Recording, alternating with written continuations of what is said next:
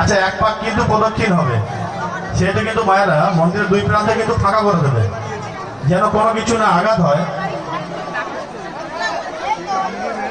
আর যিনি মিউজিকের দায়িত্ব আছো ভাই বাবাই, তুমি কিন্তু মিউজিকটা রেডি করে রাখবে। আমাদের দলায় সন্ন্যাসী পড়ে যাবে, মন্দির প্রাঙ্গণে পৌঁছে দেওয়ার পর তোমরা যা খুশি আনন্দ করো, কোনো আপত্তি নেই, কিন্তু তার আগে নয়।